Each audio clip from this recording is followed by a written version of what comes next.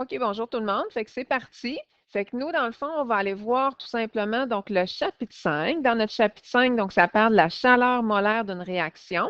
Hein, on avait vu dans le chapitre 4, si on se rappelle que le but, c'était toujours d'aller trouver la variation d'enthalpie, d'aller trouver donc le delta H, la chaleur donc molaire, donc dégagée donc ou absorbée. Là, ça va être la même chose. Parce qu'on avait vu donc dans le chapitre 4 qu'on avait deux méthodes pour aller chercher la variation d'enthalpie. On avait vu qu'on pouvait y aller avec le bilan énergétique. Hein? Ça, on avait vu ça. Puis l'autre méthode, pouvez-vous m'adonner donc l'autre méthode qu'on avait vue donc dans le chapitre 4, donc tout le monde, pour aller chercher donc la variation donc d'enthalpie? Y en a-t-il un qui peut me donner ça? Dans notre chapitre 4, notre méthode qu'on avait vue, pour aller voir. Mon Dieu, garochez-vous pas.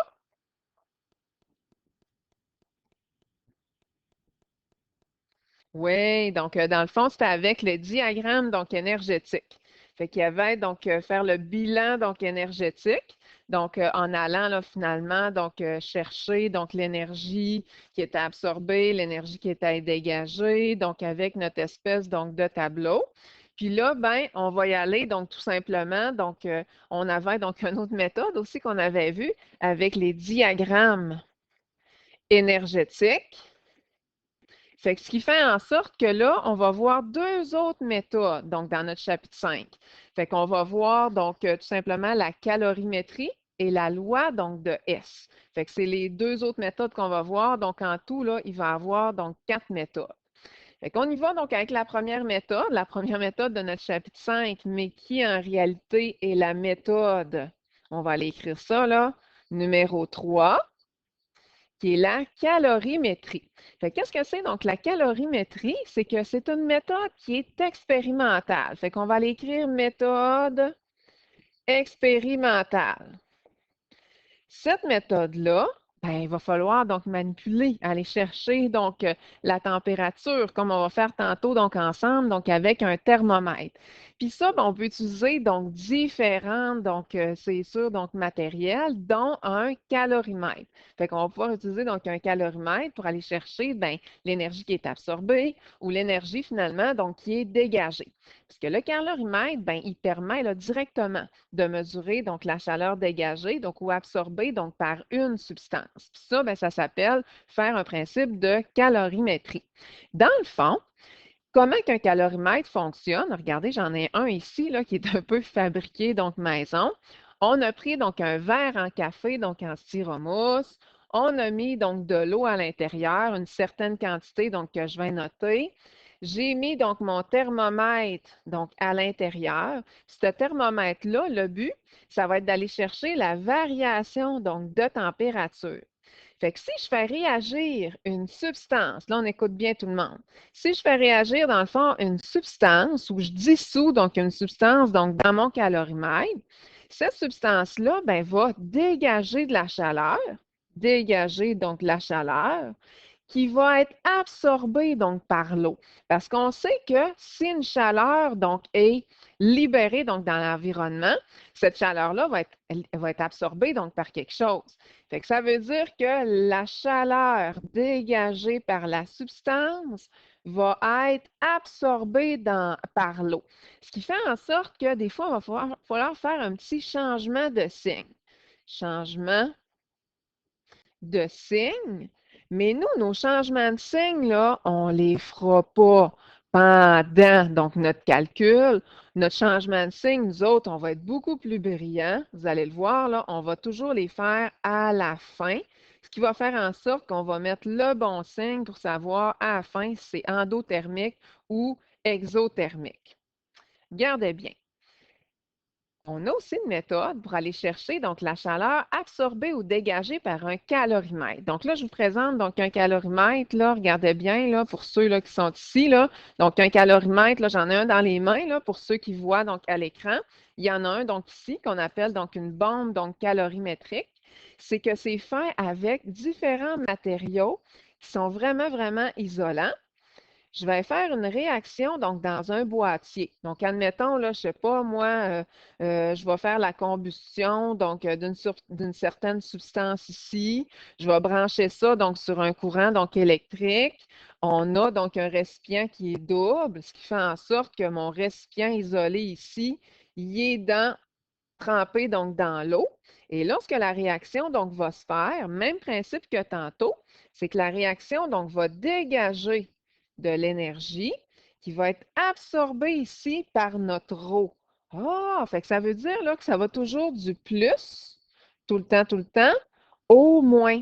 Fait que si admettons là que c'est écrit sur mes bord-tendres que je mange à la maison, hein, que si je mange ma bord-tendre, ça va me procurer tant de kilojoules donc d'énergie. En secondaire 3, on avait vu hein, les besoins donc énergétiques, que quand que je mange quelque chose, ben, des fois, donc il y a des substances nutritives qui me donnent plus d'énergie, plus de kilojoules donc que d'autres.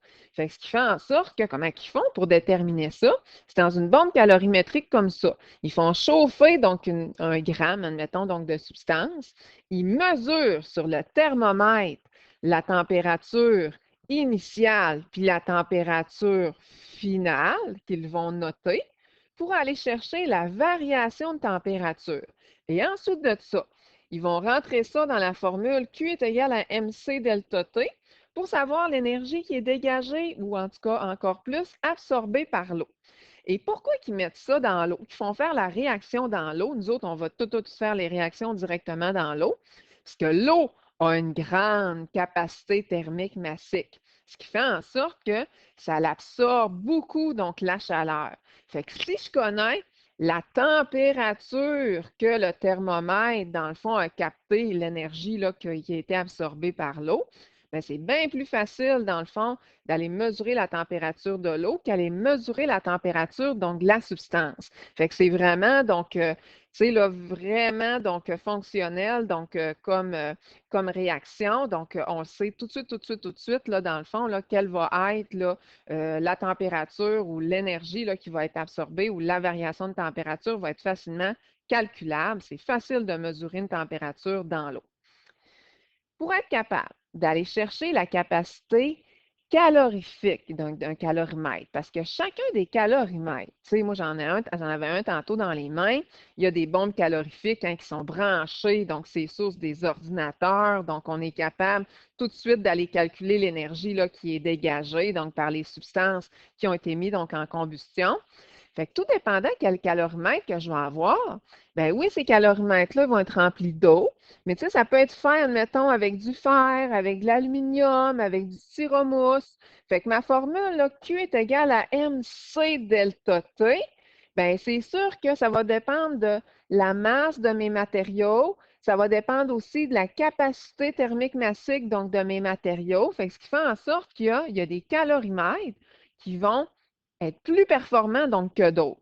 Fait que dans ce temps-là, si je veux aller chercher donc la capacité donc calorifique donc d'un calorimètre, ben, il va falloir dans le fond que je prenne la formule Q est égal à MC delta T, puis que au lieu là, d'avoir spécifiquement donc la masse de chacun des matériaux puis la capacité thermique massique de chacun des matériaux de mon calorimètre, c'est que je vais savoir pour un calorimètre spécifique, considérant ces matériaux avec la quantité de matériaux puis le type de matériaux, on va remplacer le M fois C par la capacité calorifique, donc la capacité du calorimètre dans le fond.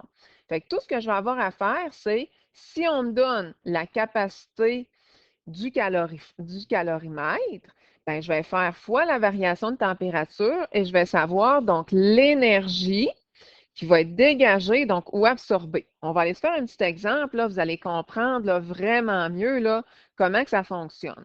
On s'en va de l'autre bord et ça, il n'y aura pas le temps de numéro là, finalement donc là-dessus. On dirait que j'ai passé donc mon numéro sur la capacité calorifique. Je vais aller le faire tout de suite. Es-tu là? On va le faire après, donc ces formules-ci. Avant, d'autres petites formules qu'on faisait déjà de façon logique, qu'on va servir tout le long de notre chapitre. C'est la chaleur molaire puis la chaleur massique d'une réaction.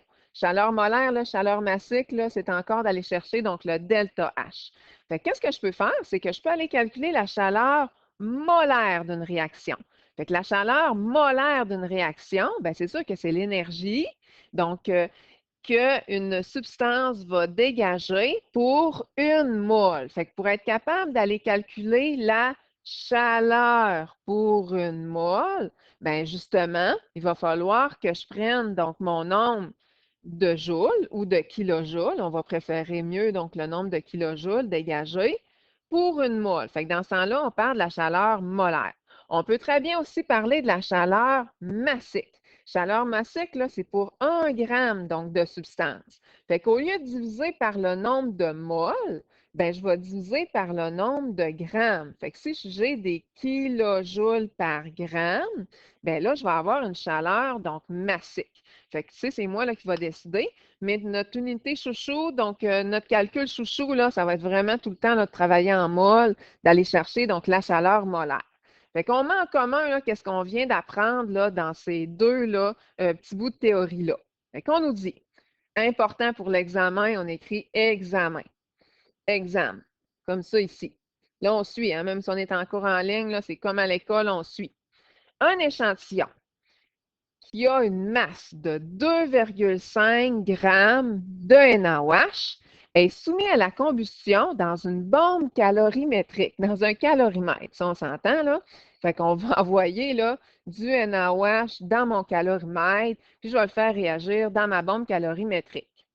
Ce calorimètre-là a une capacité calorifique, CAL, comme ça, capacité calorifique de, oh, regardez les unités comme c'est bizarre, de 20,82 kJ par degré Celsius. On a noté une variation de température, une augmentation donc de température de 5 degrés Celsius. Nous, bien entendu, qu'est-ce qu'on va aller calculer? C'est le delta H. Fait que si je vais aller chercher donc le delta H, tout le temps, je vais prendre mes nouvelles petites formules donc on est allé chercher. Tout ce que je vais avoir à faire tout le temps, c'est de faire le Q divisé par le nombre de moles. Oh! Fait que là, qu'est-ce que je fais pour aller chercher donc le Q? J'ai deux options.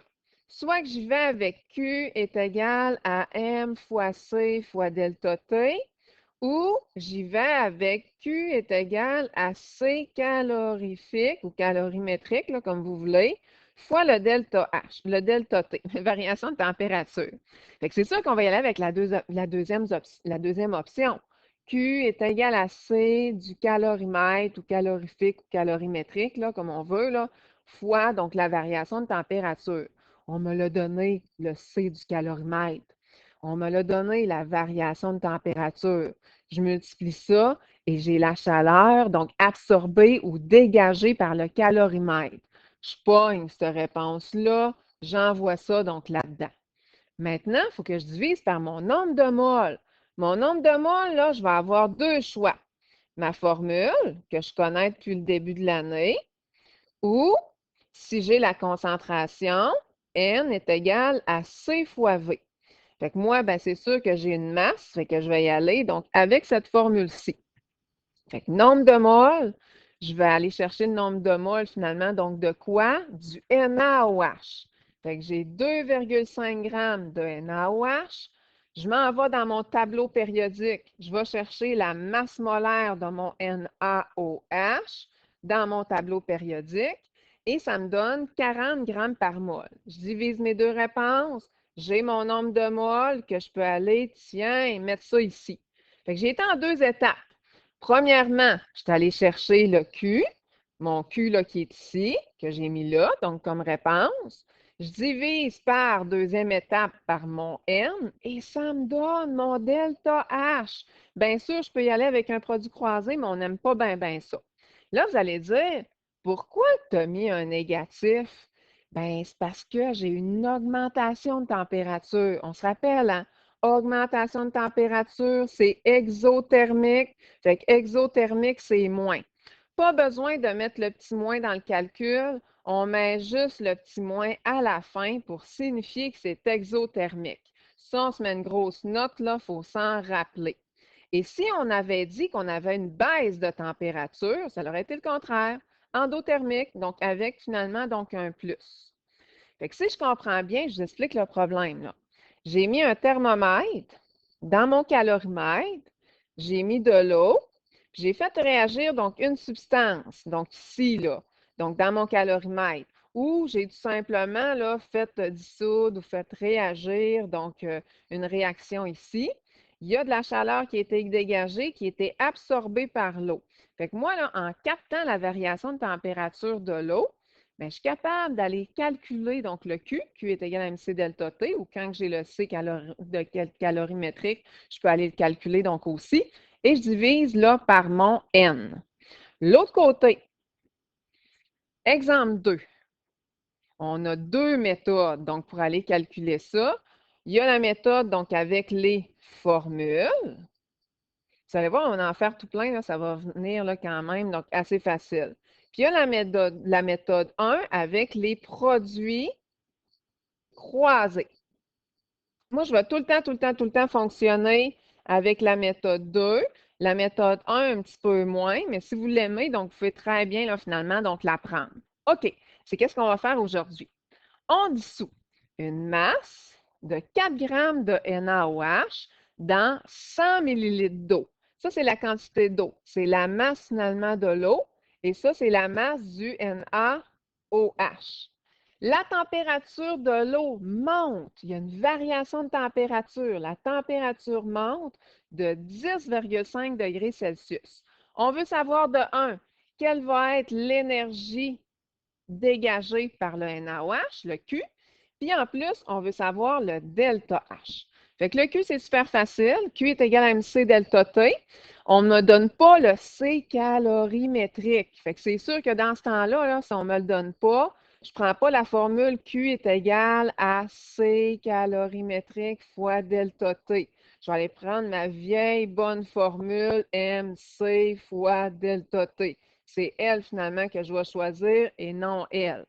Et en passant, on avait dit que quand j'utilise cette formule-là, c'est tout le temps pour l'eau. C'est la masse de l'eau, la capacité thermique massique de l'eau et la variation de température de l'eau. Pourquoi? Ben moi, parce que c'est pas pour rien que je fais ça dans un calorimètre, là. Un calorimètre, là, c'est un contenant isolé rempli d'eau dans lequel je vais mettre un thermomètre. Ce thermomètre-là, il va capter la variation de température de l'eau. Et après ça, ben, je vais pouvoir aller calculer justement donc le Q. Q est égal à MC, donc delta T. Fait que j'utilise tout pour l'eau. Moi, dans mon calorimètre, j'avais 100 millilitres. Bien, 100 millilitres, là, c'est la même chose que 100 grammes. Pourquoi? Je vous le dis juste une fois, parce que la masse volumique de l'eau est de 1 gramme par millilitre. Fait que ça veut dire que pour l'eau, des grammes, c'est égal à des millilitres. Fait que si j'ai la masse de l'eau, si j'ai 100 millilitres d'eau, j'ai la masse, donc qui est de 100 grammes. Fait qu'on y va avec 100 grammes d'eau, fois la capacité thermique massique de l'eau que je vais toujours vous donner, fois la variation de température, mon thermomètre qui est dans l'eau, même si la réaction donc, se fait là, dans le fond tout le tour, là, donc dans notre calorimètre. Fait que je multiplie ces chiffres-là. Bien sûr, des degrés Celsius, ça s'annule. Des grammes, ça s'annule. Il va me rester donc des joules. Bon, fait que ma première étape est réalisée. Je suis allée chercher donc le Q. Tout ce qui me reste à faire maintenant, c'est d'aller me chercher donc le delta H. Fait que pour aller chercher le delta H, il faut que je m'en rappelle, c'est la formule là, efficace. Je n'ai pas besoin de réfléchir. Je fais Q sur N. C'est pour avoir la chaleur molaire pour une mole. Je ne sais pas si vous comprenez, là. Chaleur molaire. J'ai déjà calculé donc le Q. Il est là. Tout ce qui me reste à faire, c'est d'aller calculer le N, donc ici. Fait que je vais faire la masse de qu'est-ce que je veux faire réagir. Ça, là, quand que je vais avec cette petite formule-là, là, c'est tout le temps pour ma substance. C'est jamais, jamais, jamais pour l'eau. L'eau, là, c'est avec le Q qu'on va aller calculer ça. Fait que la masse de ma substance, ma substance, hein, on se rappelle que c'est du NaOH. On va l'écrire ici. NaOH. Fait que je vais avec la masse de ma substance. Je m'en vais dans le tableau périodique, aller chercher la masse molaire de ma substance, l'oxygène, plus l'hydrogène, plus le Na. Donc, ça me donne aux alentours de 40 grammes par mol. Je divise et 4 grammes. Ah, ça me donne ça de mol. Ben oui, c'est vrai, parce que cette formule-là, là, c'est une formule qui convertit les grammes en mol, tout simplement. Fait que là, je peux aller diviser donc par mon nombre de moles. Si j'avais divisé par mon nombre de grammes, j'aurais eu des joules par gramme. Mais moi, je veux tout le temps l'avoir en chaleur molaire pour une mole. Fait que ça va me donner des joules divisés par des moles. Je rajoute un petit moins parce que je sais que la température a monté. Dans ce temps-là, c'est exothermique. Puis exothermique, le signe, c'est négatif. Si ça avait été le contraire, bien, ça aurait été endothermique et j'aurais mis un plus. Mais là, ce n'est pas le cas. Ça, c'est bien sûr. Et si ça me tente de mettre mon résultat en kilojoules par mol, bien, tout ce que j'ai à faire, c'est diviser mon chiffre par 1000. Là, on ne me le demande pas, mais tu sais, à savoir que c'est comme passer de mètre à kilomètre, joule à kilojoule, bien, je vais diviser donc par 1000. Tout simplement. OK, on s'en va de l'autre côté. Ici, nous, aujourd'hui, qu'est-ce qu'on a à faire? Puis dans les prochains cours, c'est d'aller chercher la chaleur molaire de plein de réactions. Bien, nous, aujourd'hui, on va aller chercher la chaleur molaire d'une réaction de dissolution. Fait que ça va être comme notre premier cas. Tiens, bien sûr, on peut aller chercher la chaleur pour une mole qui va être dissous, la chaleur molaire de dissolution, mais on pourrait très bien aller chercher la chaleur massique de dissolution. Mais nous, qu'est-ce qu'on préfère en chimie? Donc, notre unité chouchou, donc c'est les moles. On écoute comme il faut, là, c'est un gros cours quand on commence. Je veux juste faire un petit peu d'enrichissement. Vous montrer avant qu'est-ce qui se passe pendant la dissolution, de vous expliquer le phénomène donc de dissolution. On va prendre tout simplement que j'ai une soupe, comme ça. Puis, pour préparer ma soupe, ben, j'ajoute du NaCl, donc du sel de table. Ah, regardez bien, là, j'ai du beau sel de table, là. NaCl. J'ai comme ça, des atomes de Na greffés à des atomes de Cl. Bien sûr, mon Na est positif, mon Cl est négatif. Fait que c'est sûr que c'est des liaisons, donc ioniques. Hein? Ça, c'est sûr, il y a une attirance naturelle entre le Na et le Cl. Il y en a un qui manque un électron, puis il y en a un autre qui en a un finalement, donc à donner. Mais là, je vais envoyer ce NaCl-là dans l'eau pour dissoudre ça, là, pour me faire une belle soupe, admettons, là, je vais me dessiner une casserole, là, dans ma casserole, là, comme ça, là. Fait que l'eau, à savoir que H2O, ben, c'est sûr que c'est une liaison covalente entre l'oxygène puis l'hydrogène. Hein? On le sait, là, c'est une liaison donc covalente. Sauf que même s'il y a partage donc d'électrons, même s'il y a un doublet ici d'électrons qui est partagé, oh, il y en a un qui tire plus fort de son côté. Puis ça, c'est l'oxygène. L'oxygène là, va avoir tendance à attirer le doublet d'électrons partagés en liaison covalente plus fort.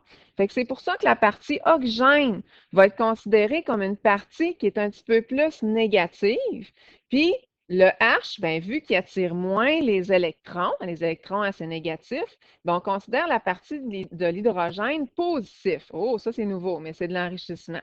Fait que dans une molécule de H2O, donc là on a H2 puis notre oxygène, O. Ah, il y a une partie positive et négative, ce qui fait en sorte que quand j'ai un beau verre d'eau, c'est bien frais, bien, regardez entre une molécule et une autre molécule d'eau, une autre molécule d'eau, ils vont tourner, il y a des attirances naturelles qui vont se faire entre, hein, regardez bien, plus et moins vont être proches, plus moins proches, ah, plus moins s'attire, plus moins s'attire, plus moins s'attire. Ah, c'est pour ça que les molécules d'eau, l'eau, là, tu sais, dans le fond, c'est quand même, donc il y a un certain lien entre les molécules d'eau puis un autre finalement, donc molécule d'eau. Mais si je veux envoyer mon sel là-dedans, Qu'est-ce qui se passe lorsque je dissous mon sel? Bien, regardez bien. Mon NaCl, ben, il va falloir qu'il brise ses liens. Je casse les liens, je casse les liens, je casse les liens, je casse les liens. Il va falloir aussi que mon eau casse ses liens intermoléculaires qui est casse. Fait que pour ça, il faut absorber donc de l'énergie. Tout est écrit donc ici. Il faut absorber de l'énergie. Le Na absorbe l'énergie. Le H2O absorbe de l'énergie pour briser donc leurs liens. Et regardez comment c'est cute. Les molécules de H2O, ils vont aller entourer le petit Cl négatif puis le petit Na positif. C'est pour ça quand on dissout du sel dans un verre d'eau, il fait comme disparaître. Il est encore là, mais il est dissous. Fait que les molécules entourent sous forme de micelle, donc les atomes. Et c'est sûr que lorsqu'on reforme des liens, ben, il y a de l'énergie qui est libérée. Ce qui fait en sorte que des fois, on calcule le delta H, puis pour une dissolution, ça va donner plus, puis une autre dissolution, ça va donner moins, ce qui veut dire que moins, c'est exothermique, puis d'autres fois, c'est endothermique. Et c'est lorsque je fais le bilan énergétique de tout ça. Dans le fond, là, il va y avoir plusieurs étapes à additionner. Les particules de soluté doivent se dissocier, absorber suffisamment d'énergie pour défaire leurs liens. Ça, c'est une petite partie endothermique. Le solvant aussi, le H2O, il doit éloigner les molécules les unes des autres, défaire les liens intermoléculaires. Bien, ça, c'est une petite partie endothermique aussi. Puis quand il reforme, quand les particules de soluté sont attirées par le solvant, bien ça, c'est un petit bout exothermique. Mais quand on fait la somme de tout ça, on fait le bilan de tout ça, bien, des fois, ça donne plus en dos, puis des fois, ça donne moins. Des fois, il y a plus d'énergie dégagée, des fois, il y a plus d'énergie donc qui est absorbée. Ça, c'est d'aller calculer la chaleur molaire de dissolution. Donc, ça représente le bilan énergétique de ces trois étapes-là. Mais là, qu'est-ce qu'on a à faire avec tout ça expérimentalement? Je fais un exemple expérimental, écrivez examen. Le but, c'est d'aller calculer la chaleur molaire dégagée lors de la dissolution du KOH dans 100 ml d'eau. Là, je vous explique, je vous fais un beau dessin. Regardez bien ici. Tout est écrit là. Je me prends un calorimètre. Je mets de l'eau dedans. Tiens, je vais mettre de l'eau, donc orange. De l'eau, là, ben, dans mon protocole, ils me disent que je vais en mettre 100 ml d'eau. Il faut que je le prenne en note, la quantité. C'est moi qui décide la quantité d'eau que je vais mettre. Je prends un thermomètre, je mets ça dans mon calorimètre, je regarde la température initiale de mon eau, je prends ça en note. Bon, là, c'est le temps que je fasse ma réaction. J'envoie 2,6 grammes de KOH dans mon eau, puis je fais la dissolution. Fait que ça veut dire que je brasse jusqu'à temps que ça soit dissous. Mais je prends bien soin de mettre un couvert pour que ça soit vraiment, vraiment donc hermétique. Ça se peut que la température monte, ça se peut que la température donc descende. Je ne sais pas si c'est une réaction de dissolution endo ou exothermique, hein, je ne le sais pas. Mais il va falloir que je note la température donc finale, parce que le but, là, c'est de savoir de combien que la température de l'eau a varié. Comment que l'eau a absorbé ou dégagé donc de l'énergie, et je prends ça en note. Alors, regardez bien. Température initiale, ça c'est tout le temps pour l'eau, les deux là. De l'eau, température finale de l'eau, pour aller calculer la variation de température. Donc, température finale moins la température donc initiale, et je prends en note la masse de mon eau que j'ai utilisée, la quantité d'eau que j'ai utilisée. Avec ça c'est facile, ça c'est expérimental. Là, il me reste un petit bout de calcul. On ne lâche pas tout le monde, là, ça achève. Il faut que j'aille calculer le delta H. C'est ça mon but, là, à la fin, de savoir la chaleur molaire dégagée ou absorbée. Ici, ben, ça va me donner un moins, ce qui fait en sorte que ça va être exothermique, hein, puisque c'est moins. Mais on va aller savoir, ben, ça va être quoi le nombre de kilojoules ou de joules dégagés ou absorbés. Fait que pour ce faire, il faut que j'aille calculer donc le Q. J'ai deux options. Q est égal à MC delta T où Q est égal à la capacité calorifique du calorimètre fois le delta H, le delta T, la variation de température. Puis pour aller chercher mon N, j'ai ma formule que je connais depuis le début de l'année. Je pense bien que c'est elle que je vais prendre. Où le N, là, C fois V, tu sais, qui découle là, de la formule, là, concentration est égale à nombre de moles sur volume. Et bien, moi, je pense que je vais utiliser celle-là, ça c'est sûr, parce que je vais avoir la masse, j'ai la masse de la substance que je dissous. Puis je pense bien que je n'ai pas le C calorifique, fait que je vais utiliser cette formule-là. Fait que c'est ça que je fais. Donc, Q est égal à MC delta T, mais n'oubliez pas que c'est toujours pour l'eau. Fait qu'il faut que j'aie la masse de l'eau, la capacité thermique massique de l'eau, la variation de température du thermomètre qui est dans l'eau. Fait que la masse de l'eau, j'avais 100 millilitres, bien, c'est 100 grammes. Capacité thermique massique de l'eau, 4,18, 4,19. Puis la variation de température, c'est comment que ça l'a varié. Oh, on va aller revoir l'autre côté, regardez bien comment ça l'a varié. Oh, la température a monté. Va monter de combien? Va monter de 13 degrés Celsius. Fait que je vais aller noter ça. Fait que ça a monté, variation de température de 13 degrés Celsius. Je multiplie, c'est sûr que ça me donne une réponse en joules. Pourquoi que ça me donne une réponse en joules? Regardez, degrés Celsius, ça s'annule. Ensuite, des grammes et des grammes, ça s'annule. Qu'est-ce qui me reste? Il me reste des joules, pas des kilojoules, des joules. Je vais aller calculer ma deuxième formule ici, parce qu'en premier, là, j'ai fait cette formule-ci. En deuxième, je vais aller faire cette formule-là. Justement, ben regardez, je vais bien les noter, là. Premier, deuxième, je vais aller calculer mon nombre de moles. Fait que mon nombre de moles, là, c'est pour la substance dissoute, pour le KOH. Fait que ça va être la masse du KOH divisée par la masse molaire que je vais aller chercher dans le tableau périodique du KOH. Je divise, ça me donne mon nombre de moles. Ah, fait que je viens de transférer mes grammes en moles, tout simplement. Fait qu'avec mes deux réponses que j'ai encadrées, que je viens d'encadrer ici, ben, j'ai divise. J'envoie cette réponse-là en bas, j'envoie cette réponse-là en bas. Donc ici, regardez, puis je fais mes feuilles, puis je fais ma division. Je ne mets pas mon signe tout de suite. Je mets mon signe seulement à la fin. Écrivez signe à la fin. Et pourquoi que j'ai décidé de mettre un négatif? Bien, c'est parce que la température a monté. Ça veut dire que c'est exothermique, puis exothermique, c'est un moins. Si la température avait descendu, ça aurait été une réaction endothermique et j'aurais mis un plus. En passant, il y a une petite erreur, là, c'est des joules par mol. Et si je veux convertir les joules par mol en kilojoules par mol, je vais le mettre en tout petit, je divise par 1000. Si je veux mettre ça tout cute, donc ma réponse dans une équation thermique, ben, je vais vous donner l'équation. Puis vous, ben, tout dépendant si c'est exothermique ou endothermique, vous allez mettre le chiffre, donc en bonne place. On se rappelle que exothermique, je mets mon énergie. J'ai mis mon petit bonhomme énergie, donc ici, du côté, pas des réactifs, mais des produits. Et ça finit finalement donc avec ça. Prochain cours, ben, on va aller voir plein d'autres sortes de chaleur molaire. Chaleur molaire, admettons, de neutralisation, chaleur molaire de formation, donc d'une substance. Mais là, aujourd'hui, c'est la chaleur molaire de dissolution.